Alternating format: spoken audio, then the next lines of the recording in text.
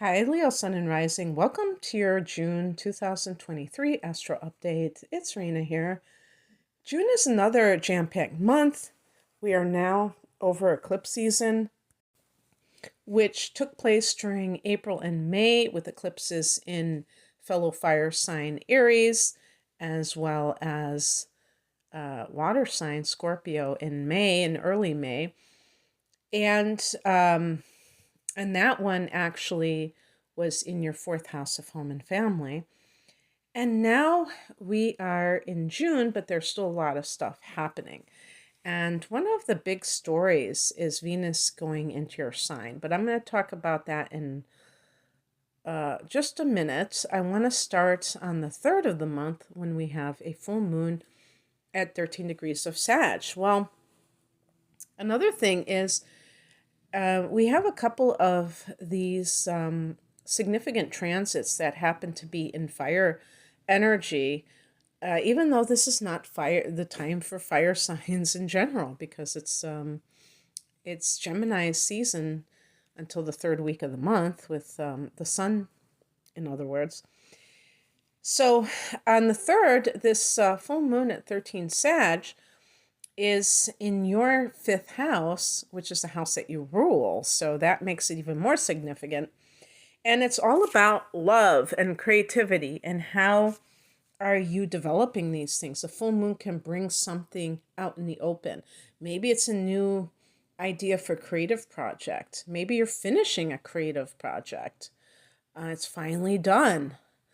This could be love emerging or blossoming, if you will, where you have had maybe some friendly banter with someone. It's a friendship and it has grown into something much more than that. But whatever is going on, this is I was going to say this is a very fertile time, and that's another thing. The 5th house is conceiving children. So I would say, even if you're a man, your sperm might be extra loaded. But for women, definitely this could be a very fertile time for you. But if you take it beyond, making a baby and think about creativity, birthing a project is it might be a very auspicious time for something like that. Sometimes this could be like, being aware of your romantic feelings, or if this is someone, you don't even have to be attached to that person, but you've kind of been pining away for them, or for some reason you feel this sense of being connected to somebody, but this isn't necessarily something you want. It might be a time when you're able to finally let that go. So you're kind of purging those emotions, or just kind of cutting those cords, so to speak. Secrets can come out sometimes with full moons, and in the 5th house, they might be of a romantic variety. On the 5th, Venus goes into Leo, your sign. So this is important because Venus has a very short transit, being a personal planet. So like Mercury, it goes through one sign within 3.5 weeks, approximately. And in this particular case, it's probably going to be in Leo until early October. I'll have to double check on that. But I think it's something like that. And the reason is because in late July, Venus is going to retrograde. And even before the retrograde, because there are shadow phases before and afterwards, the transiting planet slows down. So it doesn't progress as quickly. So that's what's happening. That's why it's taking so long for it to even get to the point where it retrogrades in late July. It's June 5th, it enters Leo.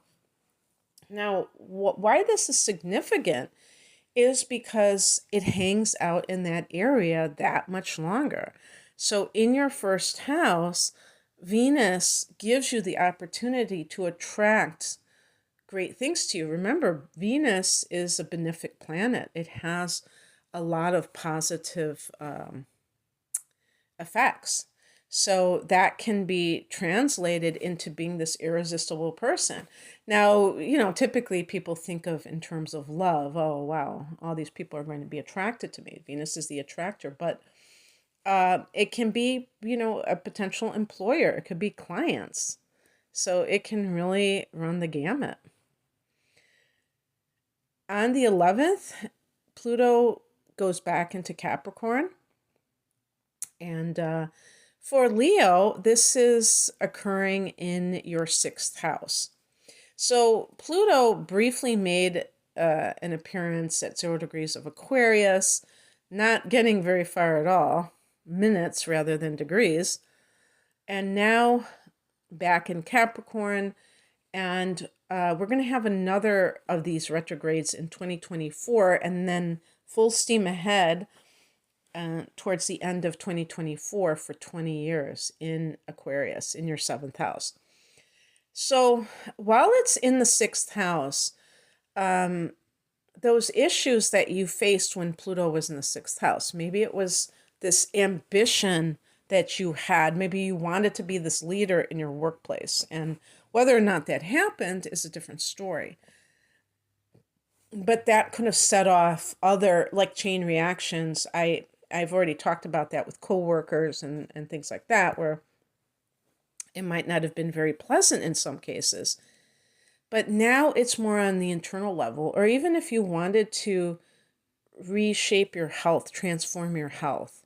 Now it's really about you, like not the outer circumstances. Like the 6th house can be diet and all these things. You could do exercises for your health, anything that you do for your health on the outer level. Now it's time for that shadow work and how that impacts your work and your health. And, it's interesting because when we talk about service to others versus service to self, which is, I call work service to others now, the point is that we are not trying to do something to mainly benefit ourselves. We all know when we are in situations where there's an energy exchange involving work, and let's say we're the customer or client, when somebody is just giving to get, where it's just completely, now of course, we're not working for free, but if it doesn't matter if you're a healer or whatever, you could be a car mechanic, but if the main goal is to get that money, then the work is going to suffer on some level, and you'll see it, whether it's shoddy work or the person is just energetically like removed from it and you just don't feel like good about dealing with that person. That can happen for sure. So you're going to be looking inside about that. And same with your health. Like, how do you impact that? Mercury in Gemini, so that for you is the 11th house. You could be getting involved with, contacting friends, networking for whatever reason during this time in particular. On the 17th, Saturn goes retrograde, 7 degrees of Pisces. So this is your 8th house. And some Leo people, when you have a transit of Saturn, the 8th in general, can be a time when you're being called to take control or at least manage somebody else's finances. Like maybe it's an aging parent, maybe, I don't know, just somebody else. Or you go into that line of work, you become an accountant or something along those lines. Well, the Saturn retrograde, I would say especially if you have been, like if you are coupled and your partner loses their source of income or it's diminished in some way, you may have more responsibility with the finances of the household. when Saturn is in the eighth, because your partner's financial input may be restricted in some way. So an example would be when one person, retires and the other person is picking up the slack, or the other person loses their job. This is also about some kind of, maybe you're repaying a debt. This isn't supposed to be a good time to take out new loans, but it's a time to repay debts. And in some cases, when people are repaying debts, this may be something where you have to think about things, because Saturn is about organization. So you may have to do it, but there's more of an internal process. So it's possible that you need to restructure things, perhaps even pay more than you're paying. Perhaps you're paying the bare minimum, and you need to be more disciplined with these sorts of things. On the 18th, there's a new moon at 26 degrees of Gemini, and that is going to be, again, in that house that is social, that is connected to networking, and also your hopes and wishes. So there might be some new seeds planted in your dreams for the future. On the 21st, a summer solstice is occurring, very powerful time, which we call the change of the seasons, regardless of whether you actually have change of seasons where you live. And where I live in the central time zone, this will be at 9:57 a.m. Central Standard Time. So if you are in Europe, this will be in the early afternoon, and elsewhere will be in the evening, obviously. And I just always like this time of year, maybe because I'm in the northern hemisphere and it's like, Midsummer Night's Dream or something like that. If you're down under, this is going to be the winter solstice. And of course, we're experiencing the shift in the sun at this time. It's growing stronger for those down under, and it's dying. That always gets to me. That right when we're getting good weather around here, then the sun is starting to diminish. But oh well, what are you gonna do?